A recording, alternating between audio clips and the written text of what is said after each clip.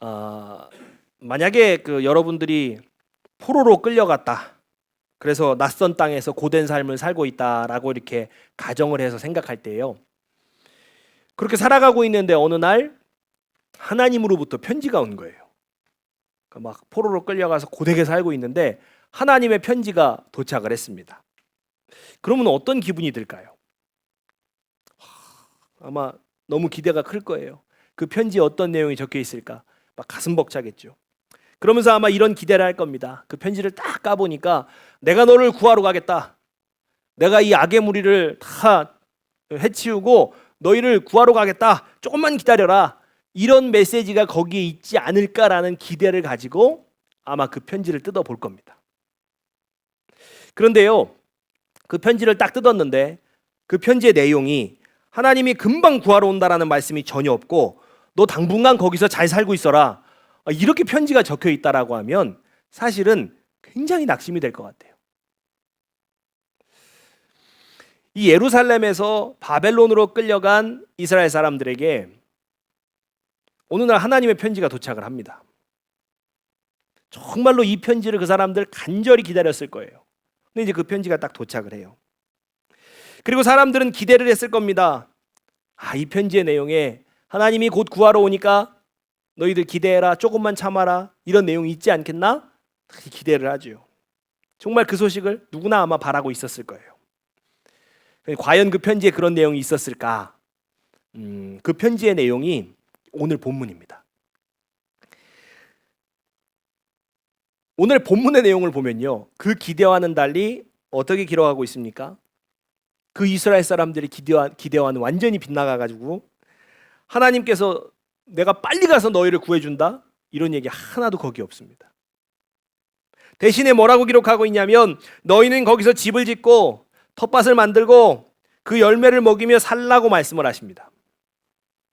아내를 만나서 결혼하고 자녀를 낳고 또 너희의 자녀들이 또 결혼하고 자녀를 낳아서 거기서 번성하라고 말씀하세요.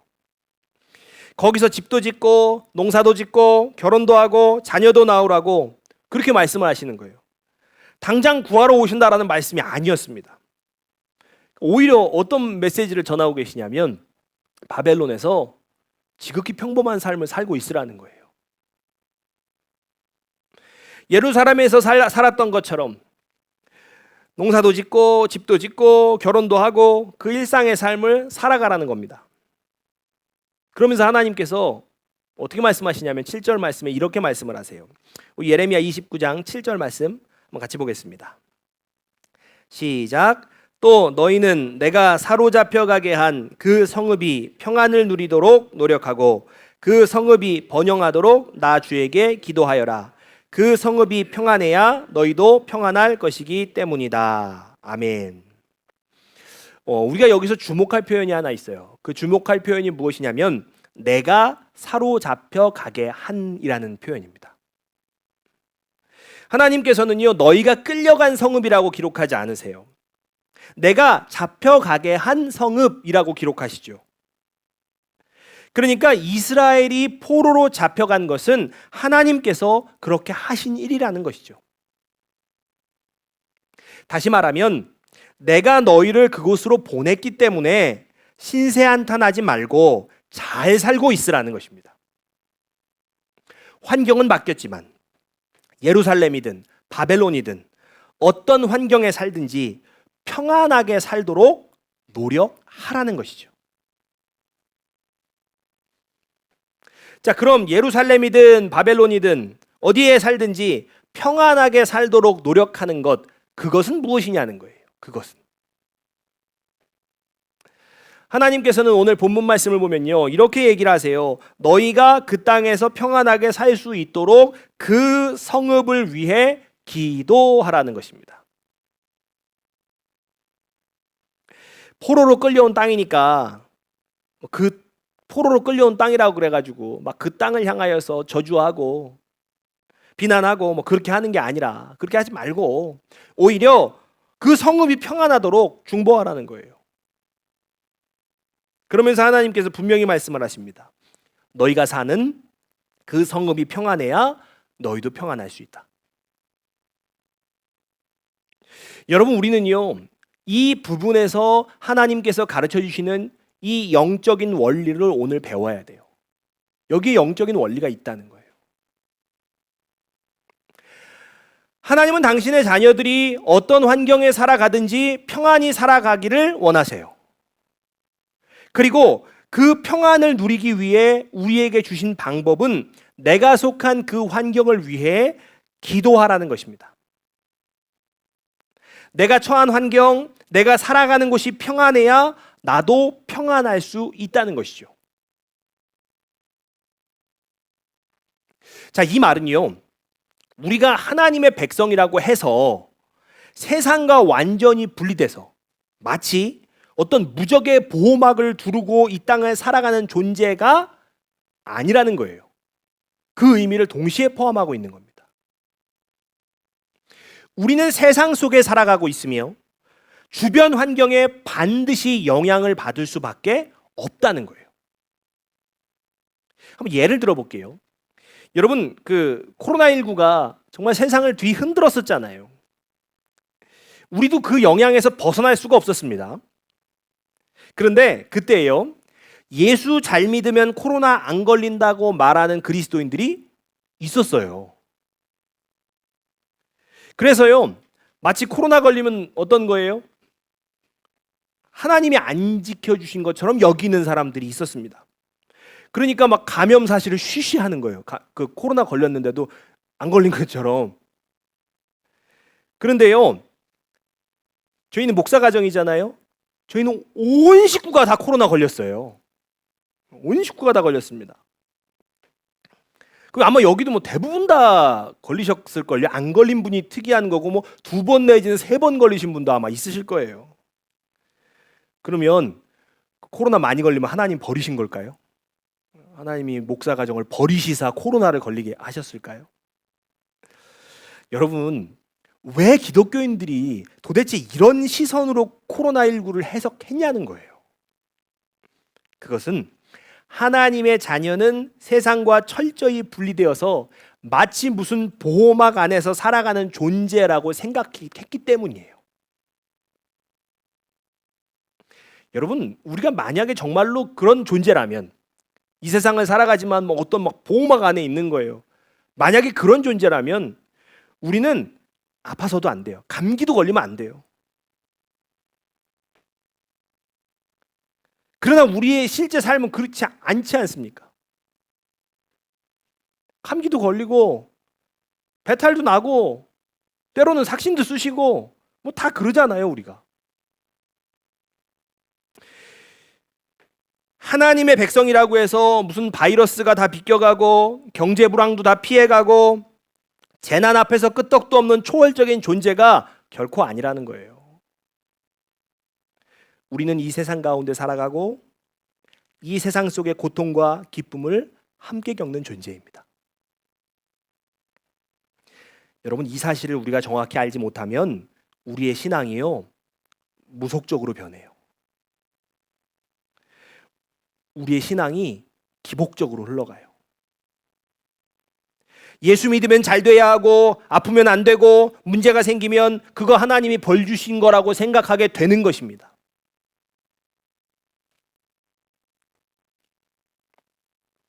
그래서 우리는요, 분명히 하나님께서 너희가 살아가는 곳이 평안해야 너희도 평안할 수 있다라고 하신 말씀을 잊지 마셔야 돼요. 우리는 그 환경에 영향을 받아요. 나라의 경제가 어려우면 우리도 영향받습니다. 질병이 돌면 우리도 그 영향을 피해갈 수 없어요. 세상이 정의롭지 못하고 거룩하지 못하면 그 어둠과 타락의 영향이 결국 우리의 삶에까지 밀고 들어오는 것입니다. 우리는 세상과 분리되어 살아가는 존재가 아니에요. 세상의 환경과 계속해서 영향을 주고받는 존재라는 것을 잊지 마셔야 돼요. 그러므로 우리가요, 이제는 더 이상 이런 생각하지 마셔야 돼요. 내가 예수 믿는데 내 상황이 왜 이러지? 왜 이런 일이 생기지? 여러분, 이런 의문 품지 마셔야 돼요. 이런 질문 자체가 성도가 세상과 분리된 존재로 살아간다는 잘못된 전제 아래서 나오는 질문이에요. 우리는 세상 속에 살아가고 세상의 환경과 영향을 주고받는 존재입니다.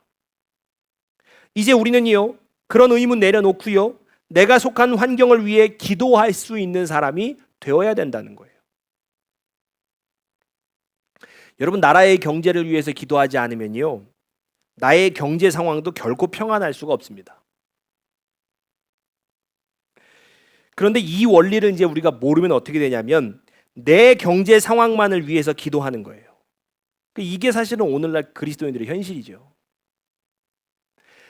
여러분, 내 자녀들의 삶이 평안하기를 원하십니까? 그러면 단지 내 아이를 위해서, 내 자녀들만을 위해서 기도할 것이 아니라 그 아이가 속해 있는 학교와 직장과 친구를 위해서 여러분 함께 기도하셔야 돼요. 아이의 삶도, 우리의 자녀의 삶도 그 환경의 영향을 받기 때문이에요. 막 학교가 혼란스럽고 회사가 어렵고 주변 관계가 다 무너지면은 그 영향 받을 수밖에 없는 겁니다. 내 자녀를 위해서 정말 열심히 기도하는데 왜 내 아이에게 좀 어려운 일이 계속 생기는가? 여러분, 이런 의문이 이제 버리시고요. 내 자녀만이 아니라 내 자녀가 살아가는 세상과 환경의 평안을 위해서도 기도하셔야 된다는 거예요. 또 사회의 정의와 사회의 질서를 위해서 기도하지 않으면요, 그 불의와 혼란은 결국 내 삶에도 반드시 미치게 됩니다. 반드시 미치는 거예요. 나만 정직하게 살면 되지, 나만 깨끗하게 살면 되지, 여러분 그렇게 말할 수 없다는 거예요. 나만 정직하고 정의롭게 살겠다고 기도하는 것이 아니라 이 세상도 정의롭고 거룩한 세상이 되기를 함께 기도하셔야 돼요. 여러분, 교회 공동체도 마찬가지예요. 교회 공동체도 마찬가지입니다. 그리스도인에게 교회 공동체는 가정 환경만큼이나 중요한 부분이에요. 내가 어떤 가정에서 자랐느냐, 이거는 사실 내 성격, 기질, 그 사고방식에 정말 지대한 영향을 미치죠. 우리가 너무 잘 알고 있습니다. 그런데 그리스도인에게 교회 공동체는 마치 가정과도 같다는 거예요. 우리가 어떤 교회 공동체에 속해 있는가, 이것이 우리의 신앙과 믿음에 깊은 영향을 미친다는 거죠. 교회의 영적인 환경은 내가 그리스도인으로 어떻게 자라고 살아가는지를 결정짓는 중요한 요소예요. 내가 속한 교회 환경이 나의 신앙과 믿음에 막대한 영향을 끼칩니다. 여러분, 교회가 건강하지 않은데 나만 버틴다? 그런다고 되는 게 아니에요. 나 혼자 믿음 지키는 거 결코 쉽지 않습니다. 내 신앙은요, 반드시 그 환경의 영향을 받게 돼 있어요. 그래서 내가 속한 교회를 위해서 기도하지 않으면서 교회 환경이 안 좋아도 나는 그리스도인으로, 나는 진정한 그리스도인으로 살아갈 수 있다라고 생각한다면 그거 큰 착각이에요. 교회 환경은 어려운데 나는 진정한 그리스도인으로 살 수 있어, 그렇게 생각한다면 정말 큰 착각이에요. 여러분, 다니엘을 한번 생각해 보겠습니다. 다니엘은요, 바벨론이라는 환경 속에 살고 있었어요. 그러니까 사실은 우상 숭배가 가득한 제국의 중심부에 있던 사람이에요. 근데 이 다니엘이 어떻게 믿음을 지킬 수 있었냐는 거죠. 그 환경만 보면 믿음 지키기보다는 믿음이 흐트러지고 깨지기가 더 좋은 환경이거든요. 근데 어떻게 지킬 수 있었을까?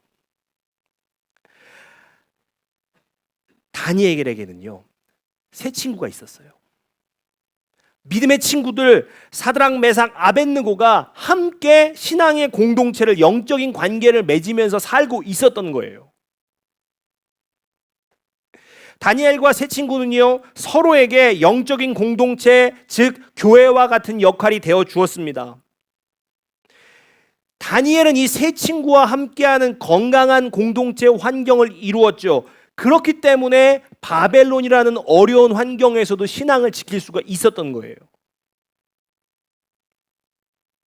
그러므로 여러분, 나의 가정, 내 자녀, 그것만 위해서 기도하지 말고 이제는 나의 영적인 공동체인 교회와 함께하는 성도들을 위해서 반드시 함께 기도하셔야 돼요.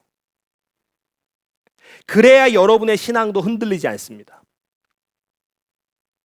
그래야 여러분의 신앙도 흔들리지 않고 평안함을 얻을 수 있는 거예요. 그리고 여러분의 신앙 생활이 평안해야 거기에서부터 인생 전체의 안정감과 힘이 흘러나오는 거예요. 그리스도인은요, 참 신기한 게 그리스도인은요, 믿음의 중심이 흔들리지 않아야 삶의 모든 자리에서도 흔들림 없이 살아갈 수 있어요. 참 신기해요. 그리스도인은 믿음의 중심이 흔들리면 삶 전체가 흔들려 버려요. 그러니까 교회를 위해서 기도하면요, 그 평안이 결국 나에게 영향을 미치는 거예요. 교회를 위해서 기도하면 나의 신앙이 온전해지고, 나의 신앙이 온전해지면 내 삶이 평안해져요. 그러니까 교회를 위해 기도하는 게 내 삶의 평안을 위해 기도하는 거죠. 내 삶이 평안해지면 거기에서부터 나오는 믿음의 힘과 우리에게 주는 안정감, 자신감, 그것으로 내 인생을 살아갈 힘이 되는 거예요. 내 인생에 이 신앙의 바로잡힘이 안정감과 자신감이 되는 거예요. 여러분, 한번 질병에 대해서도 생각해 볼까요? 여러분, 사실 질병의 고통 속에 있는 그리스도인들이 얼마나 많습니까? 그럴 때 우리는요, 왜 내게 이런 고통이 찾아오지? 그러면서 얼마나 낙심이 되는지 몰라요. 그런데 여기서 한번 우리가 생각해 보셔야 돼요. 나는 정말 내 건강을 지킬 수 있는 환경 속에 살아왔는가? 여러분, 이걸 한번 생각해 보셔야 된다는 거예요. 내가 숨쉬고 살아가는 이 사회, 이 도시, 이 생활 환경이 과연 나의 건강을 지킬 수 있는 환경이었는가? 나의 일터와 과정 환경이 내 건강을 지킬 수 있는 환경이었는가? 이거 생각해 보셔야 된다는 거예요. 우리는요, 나 혼자의 상태로 아무하고도 영향 안 받고 그렇게 살아가는 존재가 아니에요. 우리를 둘러싸고 있는 모든 환경으로부터 영향을 주고받습니다. 그렇기 때문에요, 내가 내 몸과 마음의 건강을 지킬 수 있는 환경에 있었는가? 여러분, 이 질문, 이 부분을요, 반드시 생각해 보셔야 된다는 거예요. 하나님이 나에게 질병을 주신 것이 아니라 내가 처한 환경 때문에 병들게 되는 경우가 얼마나 많은지 모릅니다. 과도한 스트레스, 치열한 경쟁, 정의롭지 못한 사회, 정서적 불안을 주는 가정 환경. 여러분, 이 모든 것들이 우리의 몸과 마음을 병들게 하고 있는 것이에요. 그래서 하나님께서 오늘 우리에게요, 아주 중요한 영적인 원리를 가르쳐 주는 거예요. 내가 속한 환경이 평안해야 나도 평안하다. 우리는 이제 나만을 위한 기도에 머물지 말고 내가 속한 가정과 일터, 사회 전체를 위한 기도의 자리로 나아가셔야 돼요. 나 하나 기도해서 뭐가 달라지겠어? 이렇게 생각할 수 있습니다. 하지만 그게 아니라는 거예요. 내가 그렇게 기도해야 내가 비로소 평안하게 살 수 있다는 것입니다. 그럼에도 불구하고요, 이런 생각이 들 때가 있어요. 내가 아무리 세상의 평안을 위해서 기도하고 내가 속한 환경을 위해서 기도해도 아무것도 변하지 않는다면 그거 어떻게 되는 걸까? 내가 세상을 향해서 기도하고 환경을 위해서 기도하는데 아무것도 변하지 않아요. 그거 뭐 어떻게 되는 거예요? 그러면 내가 살아가는 환경이 평안해야 나도 평안한 건데, 그럼 나는 뭐 영원히 평안할 수 없는 존재일까요? 여러분, 이 질문에 대한 정답은 마태복음에서 찾을 수가 있습니다. 마태복음 10장 11절로 13절입니다. 같이 보겠습니다. 시작. 어떤 성이나 마을에 들어가든지 그 중에 합당한 자를 찾아내어 너희가 떠나기까지 거기서 머물라. 또 그 집에 들어가면서 평안하기를 빌라. 그 집이 이에 합당하면 너희 빈 평안이 거기 임할 것이요 만일 합당하지 아니하면 그 평안이 너희에게 돌아올 것이니라. 아멘. 주님은 제자들이 전도 여행을 하면서요, 너희가 거하게 될 그 집에 들어가면 그 집이 평안하기를 빌라고 말씀하세요. 그런데 그곳이 평안을 받아들이지 않는다면 어떻게 되느냐? 그 평안이 헛되게 사라지는 것이 아니라 그 평안이 너희에게 돌아올 것이라고 그렇게 말씀을 하세요. 여러분, 그 땅이 당장 변하지 않아도요, 그 주변의 환경이 당장 변하지 않아도요, 그 기도는 사라지지 않는다는 거예요. 그 기도는 사라지지 않고 구하는 자에게 되돌아오는 것입니다. 여러분, 주님이 제자들에게 요구하신 것이요, 그 집에 평안이 임하기를 기도하라는 것이었습니다. 제자들에게 요구한 것이 그 집에 평안을 만들어내라는 것이 아니었어요. 그 집에 평안을 만들어내라, 이게 아니라 평안을 구하라는 거예요. 기도하라는 거예요. 여러분, 기도가 우리의 몫이고요, 그 기도를 통해 평안을 주시는 것은 하나님의 영역이에요. 하지만 종종 기독교인들 가운데 그 하나님의 영역까지 자신이 감당하려는 사람이 있다는 거죠. 그래서 가정을 위해서 기도하고 직장을 위해서 기도했는데 그 눈에 띄는 변화가 없어요. 그러면 진짜 소용이 없는 것 같고 내가 뭘 잘못한 것 같고 뭐 그런 생각이 들면서 낙심하고 기도를 멈춰버리는 거예요. 그런데 오늘 주님 뭐라고 말씀하세요? 그게 아니라는 거예요. 우리의 기도는 사라지지 않는다는 거예요. 당장 변하지 않아도, 당장 환경이 어떻게 되지 않아도 그 기도는 사라지지 않는다는 거예요. 그 땅이 평안을 받아들이지 않을지언정 기도한 너희에게는 평안이 돌아간다는 거예요. 그러니까요, 내가 기도해서 하나님께서 그 땅에 평안을 내려주시면 그 평안의 영향으로 내 삶도 평안해지는 거고, 비록 구했는데 환경이 변하지 않았어요. 그 변하지 않더라도요, 그 기도한 그 평안은 반드시 나에게 돌아온다는 거예요. 결국 나를 평안케 한다는 겁니다. 그러니까 무엇이 되었든지 간에 우리가 나를 둘러싼 세상과 환경을 위해 축복하고 기도하는 일을 멈추지 않는다면 평안은 나에게 주어지는 거예요. 그래서 평안을 선포하는 기도는 곧 나의 평안을 준비하는 씨앗인 거죠.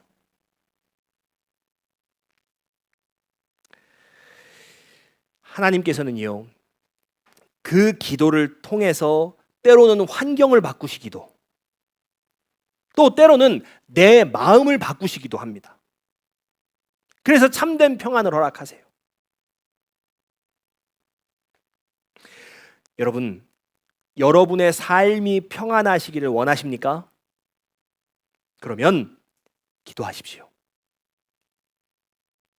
이 세상을 위해, 여러분의 가정을 위해, 여러분의 직장을 위해, 여러분의 교회를 위해, 여러분의 자녀들이 살아가는 그 환경을 위해 여러분 기도하십시오. 하나님의 평안을 담대히 선포하십시오. 평안을 선포하는 자에게 하나님은요, 반드시 평안으로 응답해 주십니다. 하나님께서 오늘 이 메시지를 주시는 것은요, 우리를 그 평안을 구하는 기도자이자 세상의 평안을 흘려보내는, 믿음의 통로로 삼기 위함이에요. 그러므로 우리가 길을 걸을 때도, 잠들기 전에 누워 있을 때도, 어디에 있든지 누구를 만나든지 하나님의 평안을 선포하시기를 바랍니다. 문득 떠오르는 사람이 있고요, 문득 떠오르는 곳이 있어요. 언제나 주저 말고 평안을 축복해 주십시오. 그 기도로 세상이 평안해지고요, 여러분의 삶이 평안해지는 은혜가 우리 모두에게 임할 것입니다. 우리 같이 찬양하고 기도하겠습니다.